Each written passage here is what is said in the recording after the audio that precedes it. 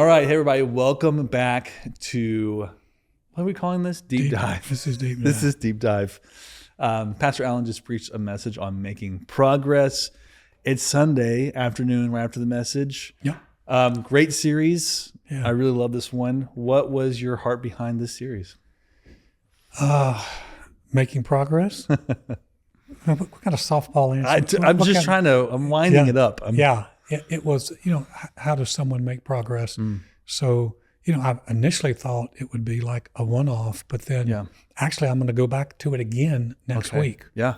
Because you just, like I said, Jesus referenced this guy and referenced him as somebody that got results. Right. And so I want to look at his life and go, okay, if he's in there for a reason. If he's healed for a reason. Yeah. Let's see what kind of progress he made. I mean, to make it into the Bible is a big deal. Yeah. To make it by name in the Bible is a big deal. It is. And then you get referenced in the Old and New Testament. That's an important story. Yeah. I thought too, during the story of Naaman, I brought me back to the centurion who came to Jesus with his servant to be healed. Right. Kind of a similar, the soldier aspect was a similar. Yeah. You saw these, that's the one where Jesus marveled and said, this is the greatest faith I've seen in all of Israel. Right. And it's like, here we highlighted two people who were not Jewish. Right. Of having some of the greatest faith during their time periods, who were soldiers, very unique kind of perspective. I think they understand authority. They understand obedience. They may have a better feel for it. For humility. I don't know if necessarily if it's humility, but they're accustomed to following orders. Right. Yeah. Well, remember, I think the centurion said, hey, I'm not worried that you step foot. He said, just speak a word. Yeah. Where other people are like, you got to come to my house. Right. Just speak a word. Yeah. He was just like, dude. He said, for I also am a man under authority, having soldiers under me. Yeah. So he understood the authority that Jesus had. He did. He really did. It's an interesting perspective. And so I loved how you talked about outside changes don't mean inside changes. Yeah. And sometimes a bigger house is just more space to fight in. Honestly, it's true. Yeah. A house isn't going to change your family. No. It's nice to have more room. Right. It's nice to have, and I'm all for people getting nice houses, but if you're looking at that as the change agent, right, you're going to not be happy. What's that principle where people are always looking? It's not the grass is green on the other side principle. I like that quote that I heard. I don't even know who to attribute it to. You build with your hands what you miss with your heart. Yeah. And I think sometimes I've heard builders talk about that a lot of times people building custom homes put a lot of emphasis on there. Yeah. And it's almost an undue emphasis on this home. Like this is going to save the home, or this is going to be my name. This is going to be, just a lot of things. And so I think sometimes we think if I do this, it's going to produce this. Yeah. Not realizing change is internal. Isn't that Ecclesiastes a little bit? Wasn't that where Solomon is like vanity of all vanities? Because he's like, I built everything. And at the end of the day, it's the fear of the Lord. Yeah. That was Ecclesiastes is like, if Solomon built everything. I mean, he was a builder of builders. He really was. And then at the end of it, he's like, not really worth it. Yeah. You talked about mapping in the world and how our behavior, we're not supposed to copy the behavior of the world. Right. Do you see that happening more or less now, would you say? I think it's been, obviously, if Paul's talking to the Roman church about it, I think it's always the issue is people want to, we want to do a lot of times something out here, or we're following the world's pattern. What's going to make me happy? What's going to make me successful? Right. And it's not based on truth. Right. And so when Paul wrote, he said, don't let the world mold you into its mold. He said, you be transformed by the renewing of your mind, how you think, your perspective on things. Yeah. And that's, thank God we have his word to help us renew our mind, but it is a mindset. It's not just a thought. It is it's a mental perspective and attitude. For those who don't know, you've talked in the past about spirit, soul, and body. Right. Would you touch on that a little bit more? I think we are tripart individuals. We are spiritual beings. That's the eternal part of us. Attached to it is that a soul. That's our mind, our will, and our emotions. We live in a body. This is why you can go to a funeral and you see a body there, and people go, well, they're not there. And that's correct. It's like the shell. And so the spirit, the eternal part of us, the part that's renewed day by day, is connected to the mind, and so and the emotions. And so I think sometimes some people think, oh, we're just a brain and a body.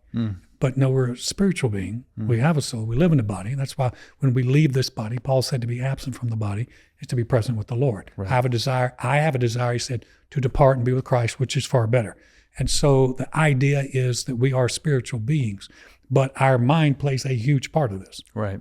And so that connection there is, and that's why I believe the writer of Hebrews said that God's word is the only thing that's able to divide soul and spirit, and is a discerner of the thoughts and intents of the heart. It's one of the values of reading Scripture is it has the ability to begin to renew the way we think about things. Because I think I was always confused a little bit. It's like, I know my spirit is saved. Right. It's going to heaven. It's brand new. Right. But your soul's not. No, soul has to be renewed. Yes. And that's why Paul actually, and you have to do something with your body, discipline your body, and then renew your solar realm in your thinking. Yeah. Yeah. I thought you touched on that, and I thought it was really good because that is true. And I didn't always understand that. I'm like, well, my spirit's like born again and alive to Christ. Right.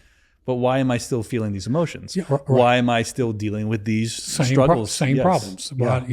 Why do I still want to do some of the very same things that I did before I was a Christian? Yeah. Do you think that maybe some of the problems that Christians deal with is the fact that they haven't renewed their minds? Oh, totally. And so totally, I think that's one of the biggest reasons for church. We don't tell them this every time, but you're starting to think differently. You're thinking differently about God. You're thinking differently about life. You're thinking differently about the intersection of you and God. You're thinking differently about yourself. Right. And the soul and spirit is very closely knit together in some ways. Hard to discern them.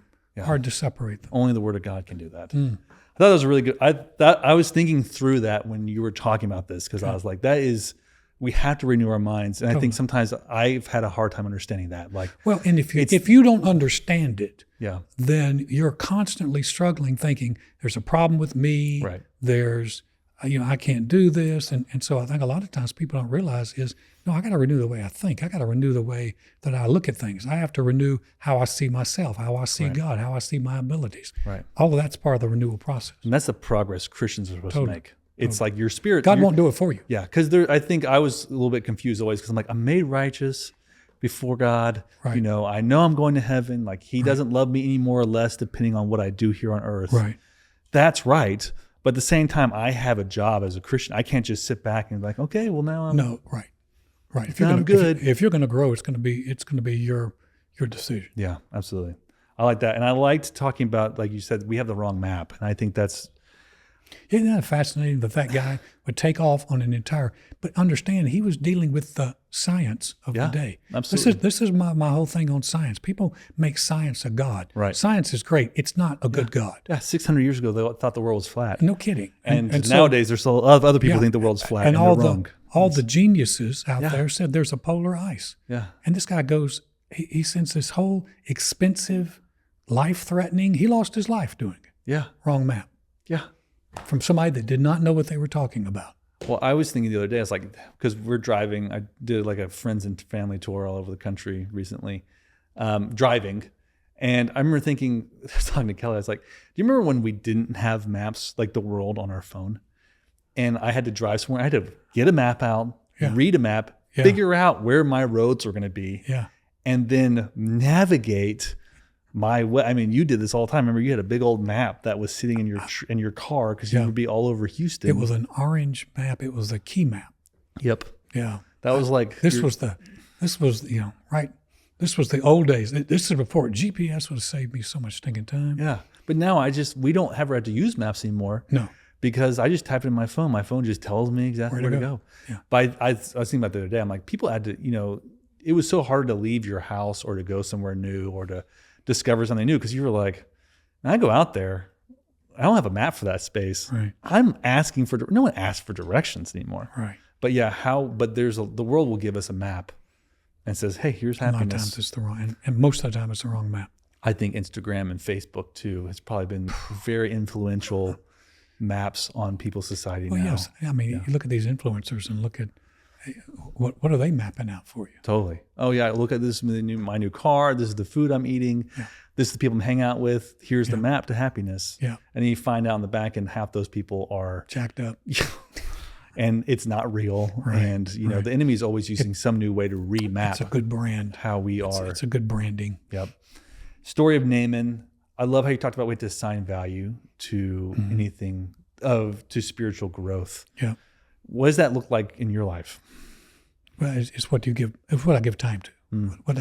What I give priorities to is really what you assign value to. Yeah. If you don't value it, you won't do any much with it. Yeah. I'm not a. We were just talking about the Astros. I mean, I love the Astros, but I'm not a huge baseball fan. I watch a little bit during the. Right. I enjoy that, but man, I'm not trying to get to the games. No. But we got people here that just they live for that. Yeah. That's something valuable to them. Totally. It's not valuable as much to me. Right. And so valuing my time with the Lord, and you really have to carve that out because there's a lot of things that'll pull away from it. But valuing my time, valuing my Bible time, valuing my quiet time is real key for me. And so I try to do everything I can to protect that time. So what's valuable to you, you'll make adjustments for, and you'll go for it. I agree that I don't think people have assigned a lot of value to spiritual growth. It's been like a side thing. Yeah. And I think you have to say purposefully, like, I was getting some crickets there. You're getting crickets, like, people are like, what? I think it goes back to the whole thing is like, wait, I'm already a Christian. But think about the things that people assign value to. Yeah. And so how many of them are really worth it? And I feel like, of course, I talked about this in my one message. Distraction. Are we going to deep dive on your message? I thought we already did. I want to bring that back up. Okay. How distraction? If you can stay distracted, you can stay spiritually weak. I mean, essentially, or outside the plan God has for you, because everything will try to suck all your time. That's why I said spiritual growth will require from you. It will cost you. Yeah. And I think a lot of times we're thinking there's no cost, and there is cost. Yeah. Our salvation, there was cost involved on God's part. Yeah. But if we're going to grow spiritually, there's cost involved. Yeah. I really love managing expectations is a big one for me. And I definitely agree. Managing expectations has probably been my number one relationship. And just like, how do you deal with life? It's like, manage your expectations. Right. Set the bar low.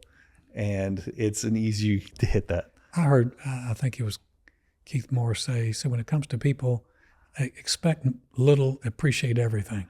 And honestly, I took that to heart. It's like, I am not going to expect, the more I expect out of people, typically, the more disappointed I end up being.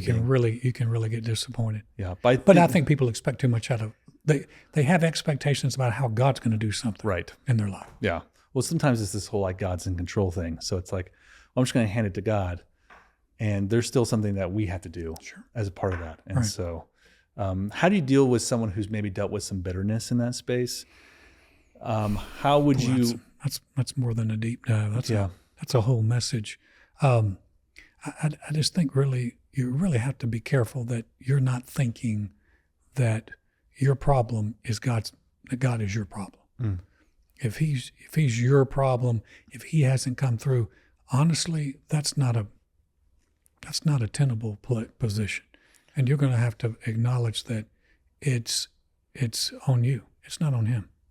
But that takes a level of humility in itself, man. Yeah. Because a lot of times people, it's easier to blame God than it is to take responsibility that, I didn't hear right, or I didn't do the right thing, or I didn't make the right adjustment. And so, you hate it because people are disappointed and they hurt and they have things going on. But I do know this, being angry and upset at God is not going to answer any of that. Yeah.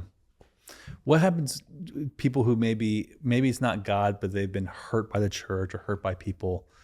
How do you help, but they place that blame on God? I can't believe a Christian would do that to me, or I can't believe they're a Christian, they're supposed to do this. I think one of the things that you learn about the Lord is he's merciful. And if you can understand he's merciful, and if you can be merciful with people, you're going to need to be merciful. Because sometimes some of these very people who were just so angry and upset at the church, you want to go, so you've been the picture of kindness and mercy in your own life. Yeah.